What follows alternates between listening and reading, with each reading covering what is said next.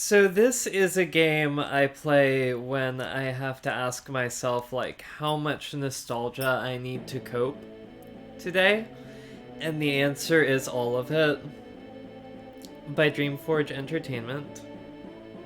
Strategic Simulations Incorporated and TSR in Advanced Second Edition AD&D product. Forgotten Realms Menzoberranzan. A kind of unique RPG. Um, Based on characters found in the New York Times bestselling book The Legacy by R.A. Salvatore. I'm Ree, welcome to RPGlicious and my Let's Play of Menzoberranzan. So, this game, as I said, is just kind of all the nostalgia for me. I feel like the graphics kind of date themselves, but like, oh, the in-game graphics are so much better. So much more pixelated. So much early graphics. So this weird beastie actually is a D&D monster. It has a name. It's called a Remoraz. I guess they couldn't quite animate the wings on its neck fully, so it just got spikes. They live in the frozen north. They have like ridges on their back that heat up and cause fire damage to your party, or alternately are used to like carve out ice tunnels that they live in if you study the ecology of monsters like I do. So I am a huge D&D nerd. I know I look like I belong in a JRPG. Don't let my looks deceive you. The beast is dead. In the village, the grateful townsfolk gather. A celebration. When I say RPGlicious, my love of RPGs is mainly Western RPGs, mainly D&D CRPGs, just because that's what I grew up playing most of. Like, I've played a few JRPGs here and there and enjoyed them.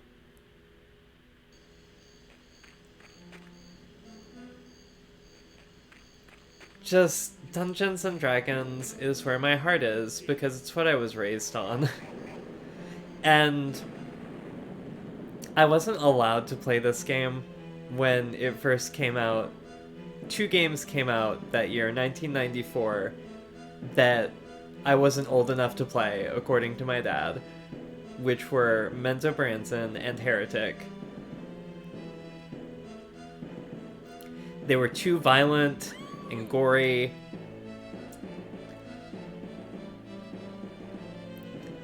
So we open to the adventurers coming home after losing a party member in that battle with the Remraz, but celebrating anyway until the evening of celebration is cut short by invading Drow or Dark Elves, which are a race of elves in D&D who are like they were in second edition and in first edition when they first came out. They were written as all evil, living underground, far underground, in like matriarchal, institutionally misandrist societies. So like kind of the opposite of real life. Um, and they all like lived in these cultist spider goddess worshipping cities where houses were constantly making war on houses, and the society of the Drow is very much sort of detailed in the Dark Elf trilogy by R.A. Salvatore, the same author of The Legacy. They say based on characters from The Legacy, but there are so many books with this character right here, Drist. If you know anything about D&D, you have heard this name, or at least heard of this character in some capacity before. Drist was a character who was introduced in the Crystal Shard, which I believe came out in 1987. Um, and it was one of those Dungeons and Dragons paperback novels. Lo, hear me. Our enemies hide among the shadows. They move in ways we cannot understand. I say one of those. Have we Dungeons and Dragons paperback novels because I am here. Matron I read a bunch of those Dungeons and Dragons paperback novels. I read Legacy. I read the Dark Elf trilogy. I read all of the books with Drizzt in them until I got to like 10,000 orcs. my queen, I hear and I And now come to me, my it was so many books. and begin the search. Reveal Let's see, the Dark Elf trilogy, surface the Icewind Dale trilogy, one by one. Reveal the set, the Legacy of the Drow, which I think is like 4 books. welcome visitor. In this way, And then I think after that is prepare. the Sword Coast or Sea of Swords or something like that series. It's, I don't remember how many books, like 4 or 5 books, where different groups of the main characters that you've sort of grown attached to over the course of the Icewind Dale trilogy and the Legacy of the Drow kind of go their separate ways. The Dark Elf trilogy mainly details Drizzt growing up and leaving his home city of Menzoberranzan, which is what the game is named after, and coming to the surface, and he leaves because like he goes on a raid with his other Drow warriors, and like they go on raids to kill surface elves. This is what Drow do in early edition Dungeons and Dragons. It's very much by and large what Drow do, is just go on raids and kill surface elves because it's what the spider goddess commands.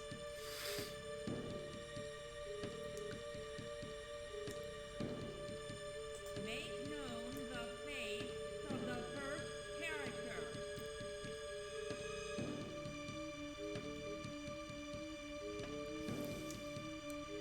And Drizzt is like appalled by this and decides that maybe the propaganda against surface elves he was brought up with was wrong, and he decides not to kill surface elves and to instead like try to subvert the society he's living in, and he ends up causing a lot of problems for his family. He's gonna try to just do what his father Zaknafine did, who kind of, I guess, instilled in him early values of goodness. Not sure where he got them from, but like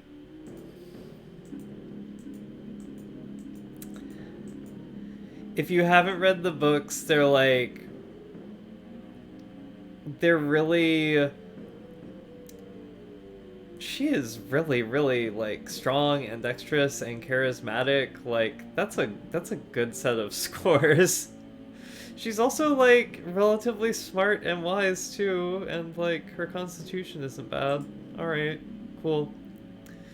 So I'm gonna take a break, I guess, about talking about R.A. Salvatore's writing, because just I could go on about that forever, because I've read so much of that. Like those books were my friends when all I felt like I had were bullies at times.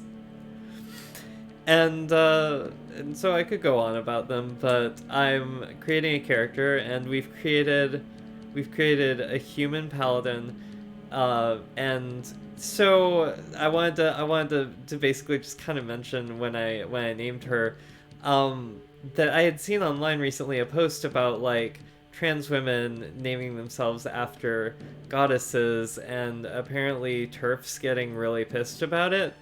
So Soon is a goddess in the Forgotten Realm setting. She's the goddess of like beauty and love and romance and passion and just like the portfolio of Venus basically in the Forgotten Realms. So just, you know, if you're going to choose any goddess to name yourself after, like the goddess to name yourself after to piss off TERFs, I feel like in this setting anyway. So this is a trans woman who has named herself after a goddess. You're welcome.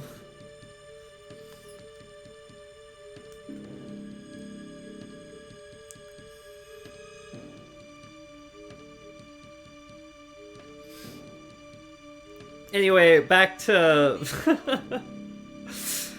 back to R.A. Salvatore and Drist and the Drow. So, a lot of Drow society is really kind of heavily detailed in the Dark Elf trilogy. Like, you get a good sense for what the house wars are like and what happens when a house pisses off the Spider Queen and all the other houses in the city are like, well, they're fair game. They'll all just like go on covert wars against the houses that have lost the Spider Queen's favor because they're all struggling for domination. Just all the high priestesses in the city want to be like the sort of overlord of the city. That's at least very much how Menzoberranzan is. Like if you really get into reading about the Underdark and other Drow cities, there's others that are less like dominated by this sort of Lothian cult.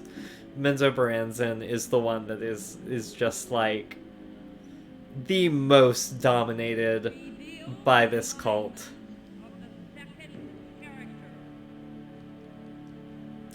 We can make her chaotic neutral since we already have a lawful good character. Like that way they can get into interesting ethical debates.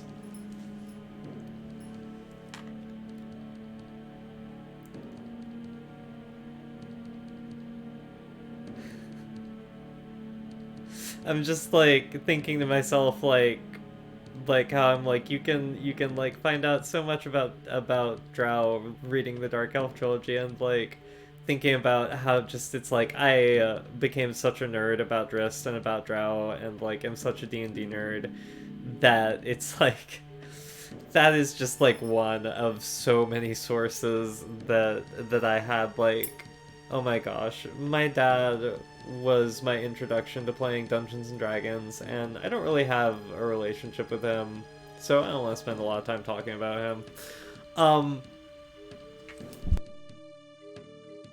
Anyway,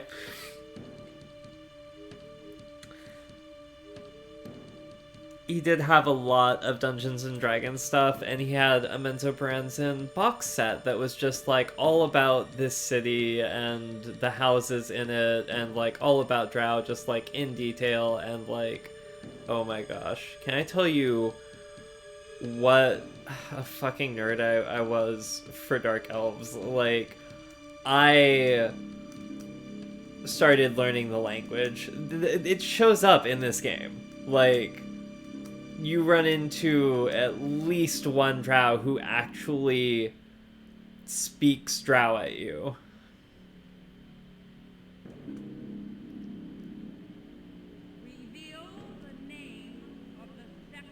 Alright, and this character, her name is Felf.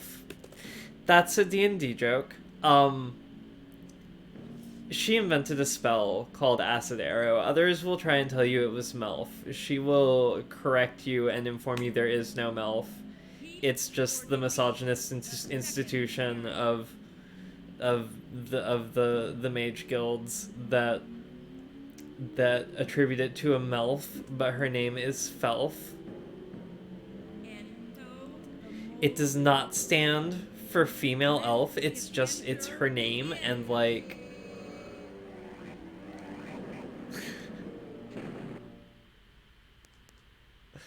she's sick of people asking her if she was just named female elf. Because she literally was, actually.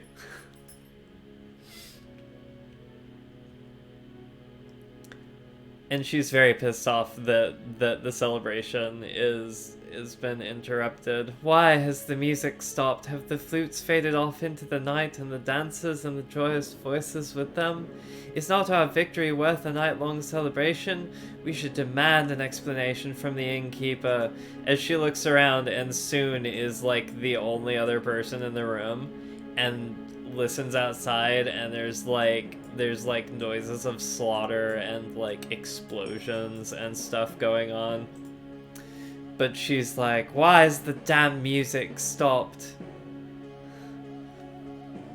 We took everything that we got from the damn bloody dungeon and paid it to the minstrels. They should be playing all night. They're not even here anymore. What's going on? Ah, my friend, you met the danger well.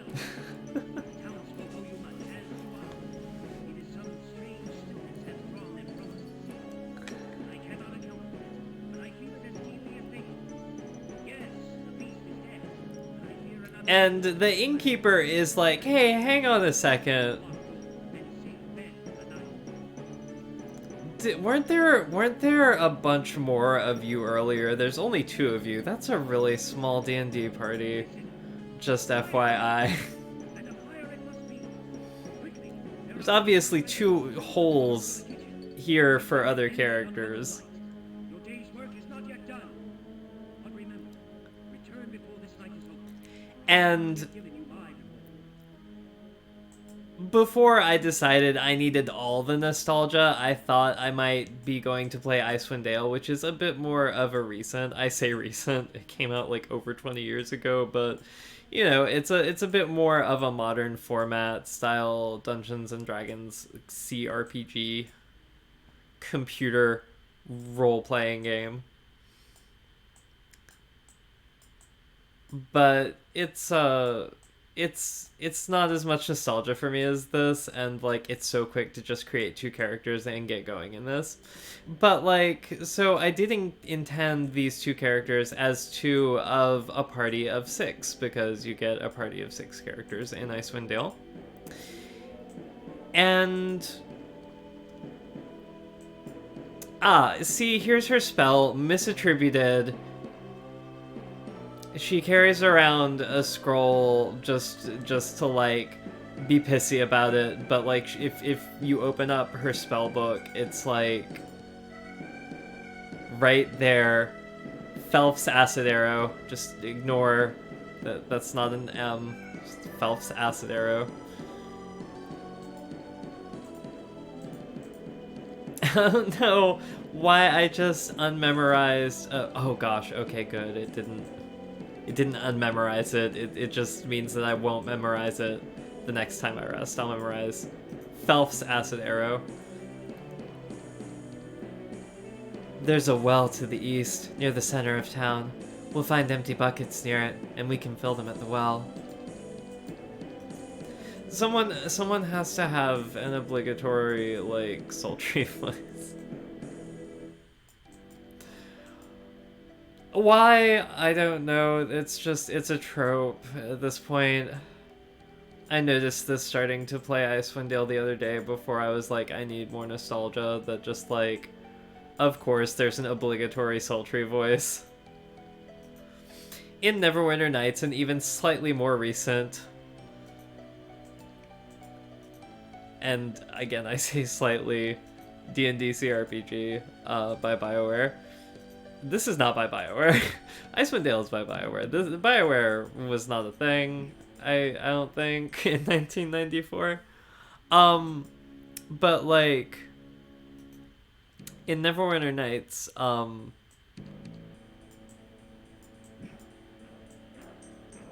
gosh. I'm sorry, I'm totally distracted by the fact that I'm being attacked by a drow.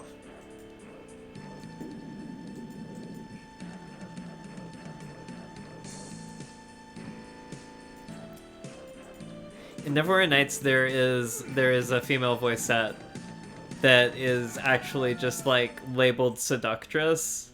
Oh my gosh, that was so quick. Did I just killed like 2 drow and gained a level? Do I need to level up? That's right, this is an old-ass game. There's nothing I need to do.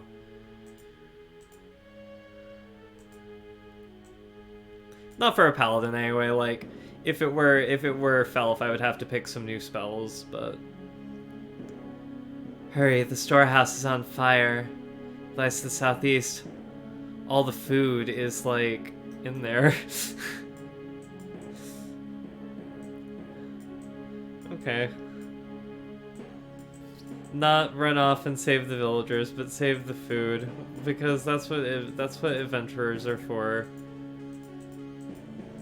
The town doesn't have firefighters. They need strapping ladies like us to carry around buckets and put out fires.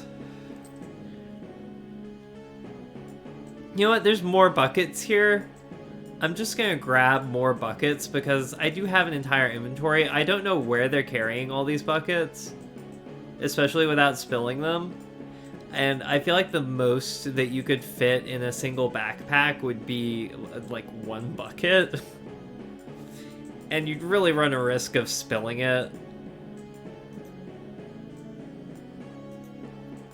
But we're carrying like 1, 2, 3, 4, 5, 6, 7, 8 buckets.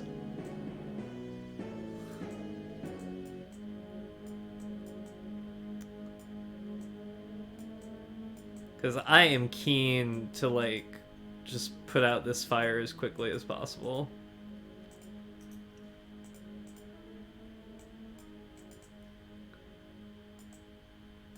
There are more important things for adventurers to be doing. Like adventuring or celebrating all night long, although I guess the party's over now that the villagers have been kidnapped and the other 4 ladies that would theoretically belong in this party have also been kidnapped. Oh my gosh. It's just so much fire.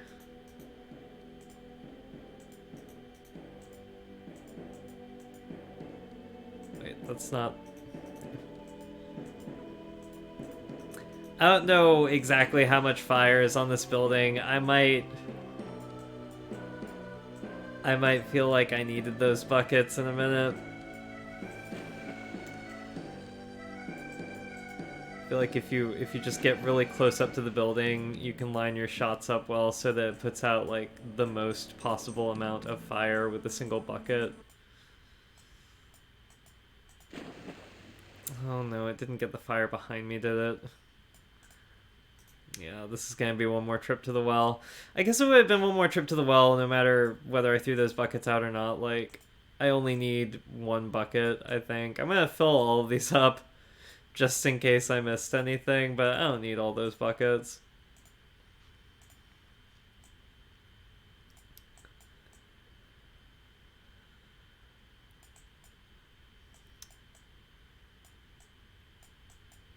Oh my gosh, where'd the music go? It's so quiet. It's eerie. Alright. There, the fire is out. Now we must find the captain of the guard. What? No, I want to go back and drink some more. And Soon's just like dragging her by the ear like, nope, come on, we have to go save the rest of the party.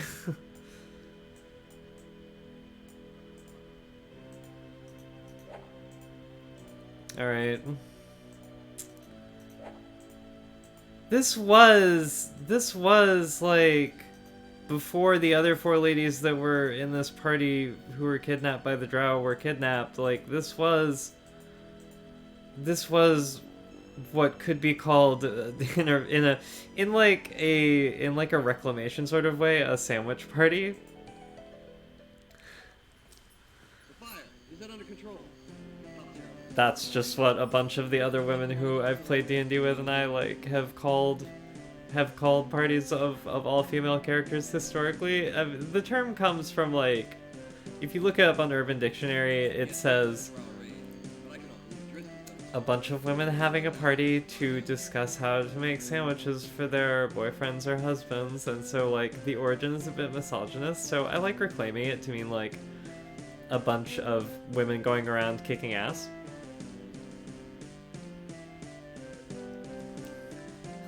Balthazar. Oh wait, sorry. Soon doesn't have the elfie faux British accent.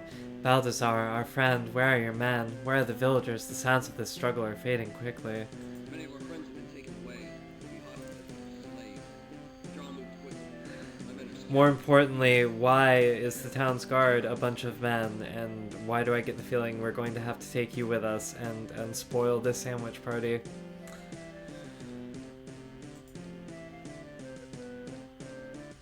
Who is to say why the Jarl came? The council? They've been taken, along with many of the women and children. Perhaps Vermilion can help us. That king will never be. His home lies far enough from town. Jarl may have left us safe. Vermilion is a druid who lives outside the city. Alright, well, we're gonna have to take him with us, even though this started as a sandwich party. And would have loved for it to have been able to stay that way. We need a meat shield. And he can get up in front so that the squishy mage can stand in the back where it's good for squishy mages to be. There is a bunch of stuff inside this. I guess, like, I'm gonna take this quiver and hope, yes, it's full of arrows, good. I don't have anyone who uses arrows yet, but in this game, you literally, like, you have to pick up your arrows when you, or you have to find more quivers, and there's just not, there's not a whole lot to find in this game. Or I guess rather there is a lot to find and not to buy, but there aren't a lot of quivers to find. There's a lot of stuff to find, like there is no economy in this game, you just find stuff. Oh, remember the innkeeper had some bauble he wished to give us? I hope it's another drink.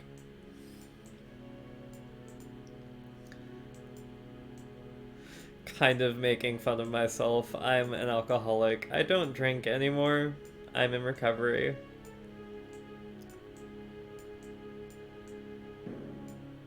I say that because I think of recovery from alcoholism as like sort of a constant thing, like I always have to be mindful of the fact just that like I can't drink like other people can, like I can't responsibly drink.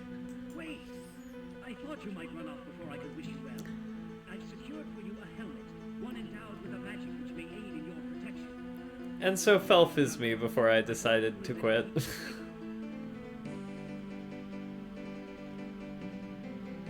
A helmet? That's so much better.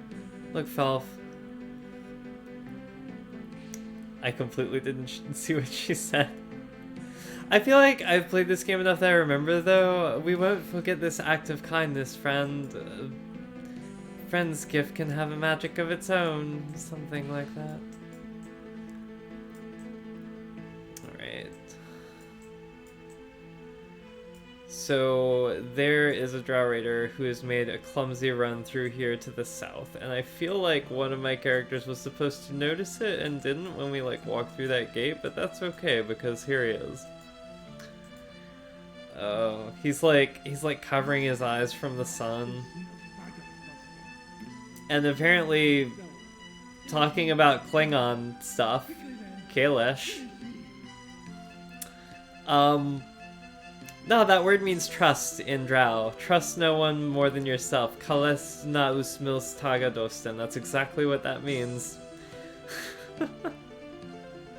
And like, I remember enough from when I was like actually teaching myself the Drow language in high school to like realize that Kales means trust and that Dostan means yourself, like pretty immediately. Like I didn't actually have to read that to remember that. I am a nerd.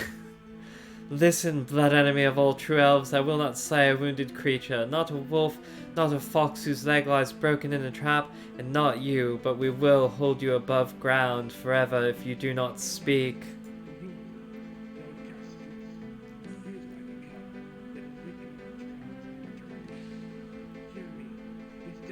Yeah, so basically by not being genocidal against the surface elves, Drist really pissed off the spider goddess Loth, and the whole house, like his family's whole house lost her favor, and Loth has a vendetta against Drist. It's funny that like a deity would have a vendetta against a character, like, but Loth has it out to get Drist. I knew Drist was involved in this. Perhaps Vermilion can shed some light on his whereabouts as well. As for you, Dark Elf, slink home and give fair warning. We are coming. Oh yes, we are coming to rescue those you took away this night. Begone. She's got like a slight case of Galadriel voice going on. But Galadriel, but drunk. But maybe not drunk at this point because like it's been the whole night since the celebration for kicking the Remoraz's ass. And now we're on to kicking Noel ass, and that's it for the first episode of this Let's Play. Thank you for joining me. I'm gonna just go ahead and make sure that I save this here so I don't end up right at the beginning. And I'll see you next time. Later.